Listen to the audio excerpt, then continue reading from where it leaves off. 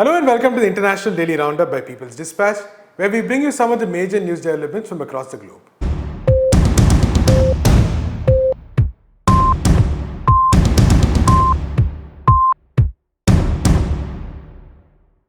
A team of Cuban doctors reaches South Africa to assist in the fight against COVID-19. Bangladesh reopens garment factories despite concerns over workers' safety. Refugee camp in Greece catches fire, renders over 100 people without shelter.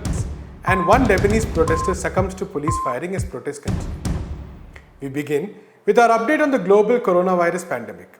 As of today afternoon, the total number of cases stood at 3.15 million and 218,000 deaths. The number of recoveries stood at over 962,000.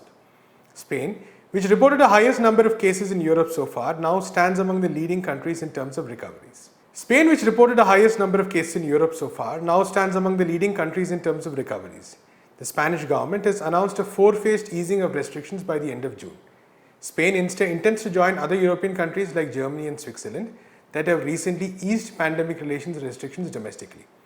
France has also announced plans to ease the lockdown in a phased manner. These countries are among the worst affected in Europe that were able to contain the growth of infections and hospitalization rates over the past few weeks. Meanwhile, over 200 doctors from Cuba arrived in South Africa yesterday to assist the country in its efforts to contain the COVID-19 spread. With a total of 4,793 cases, South Africa is one of the worst affected countries of the continent. The doctors landed in Pretoria on April 27, celebrated across the country as Freedom Day, commemorating the first election held after the fall of the apartheid regime. The government of Cuba sent 217 doctors following a request by the country's president Cyril Ramaphosa. Following a quarantine period of 2 weeks, these doctors will be deployed to different locations as per the plans of the health department. Since the beginning of the global pandemic, the socialist state has already sent over 1,200 doctors to 22 countries, including 250 to Angola earlier this month. In the meanwhile, a French civil society group, Cuba Linda, has recommended that the Henry Reeve International Contingent of Doctors, the main arm of Cuba's medical internationalism, for the Nobel Peace Prize. The recommendation was made by Cuba Linda yesterday for the doctors' work in the global fight against the COVID-19 pandemic.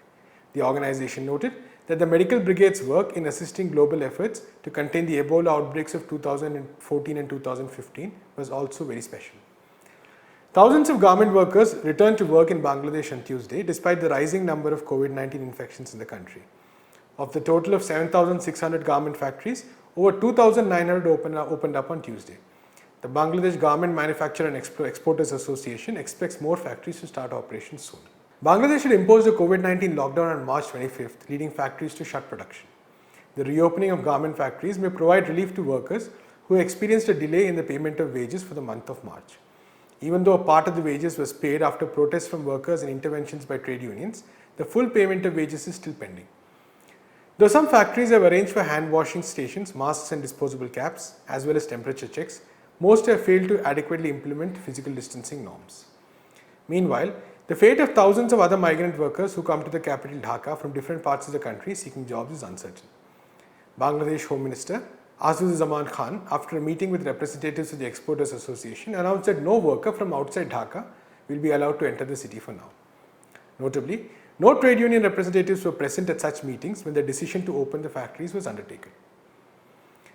A recent fire at the Vati refugee camp on the Greek island of Samos destroyed several living spaces and tents in the facility, leaving around 100 people shelterless. The facility at Vati is overcrowded, housing close to 7,000 refugees, whereas it has a capacity for only 648 people. Close to 35,000 refugees are currently living on the Aegean Sea islands of Greece in unsafe conditions. Fires at different camps on these islands have put at risk the lives of tens of thousands of refugees. Another incident of a fire at the Vial camp was reported earlier on April 18th. Meanwhile, the threat of a COVID-19 outbreak among refugees is looming large. The death of an inmate at a camp in Chios had triggered protests over fears of an outbreak in the vicinity. Such anxiety has spread across camps in the country.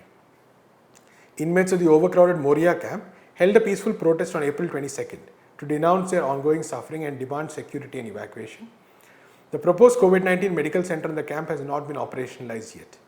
Meanwhile, the hostility between islanders and refugees is also on the rise.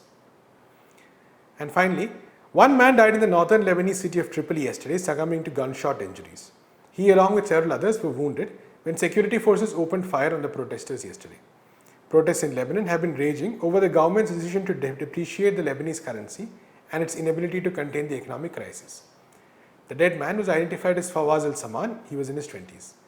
The protests had subsided for a few weeks after the COVID-19 pandemic hit the country, only to re-emerge over the past few days, despite the risk of infection and the nationwide lockdown in place. Protesters in several parts of the country blocked roads and important highways, burned tires and took action against banks. Some of them also tried to break into the central bank headquarters in Beirut. Lebanon is witnessing its worst economic crisis since the end of the civil war in 1990. Massive inflation and high taxes have seen the prices of daily commodities and essential items skyrocket. The Lebanese pound has lost nearly 40% of its value in the last 1 year. It is currently officially valued at around 1,500 pounds against the dollar. That's all we have in this episode of the International Daily Roundup. To know more about these stories, visit our website peoplesdispatch.org and follow us on Facebook, Twitter and Instagram. Thanks for watching.